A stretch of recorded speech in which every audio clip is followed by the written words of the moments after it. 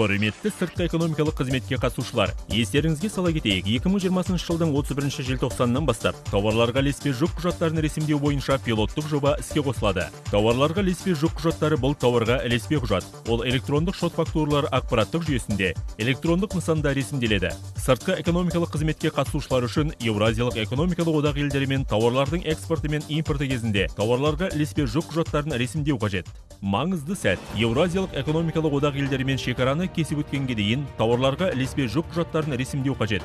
Тауарларға ілеспе жүк құжаттары артықшылықтарының бірі бұл автомобиль өткізу пункттерінде құжаттарды сканерлеу қажеттілігінің болмауы. Бұл Еуразиялық экономикалық одақ елдерімен шекарадан өту процесін жеделдетеді. Пилоттық жоба 2021 жылғы 1 наурыздан бастап тауарларға ілеспе жүк құжаттарын міндетті енгізуге жұмсақ көшу үшін жүргізілуде. Пилоттық жобаны жүргізу кезінде әкімшілік жауапкершілік шаралары қолданылмайтынына назар аударамыз. Пилоттық жобаны жүргізу кезеңінде салық төлеушілер тауарларға ілеспе жүк құжаттарымен жұмыс істеуге бейімделе алады. Өзінің есептік жүйелерін және сатып алушылармен және жеткізушілермен өзара іс-қимыл жасай алады.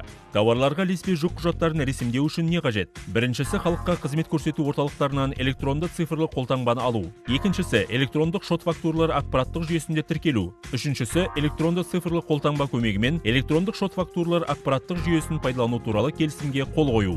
Электрондық шот-фактуралар ақпараттық жүйесінде тіркеу және жұмыс істеу тегін жүзеге асырылады. Еуразиялық экономикалық одақ елдерімен сауда шеңберінде Қазақстан Республикасының барлық экспорттаушылары мен Қазақстан Республикасының импорттаушыларын пилоттық жобаға қатысуға дайындалуға шақырамыз.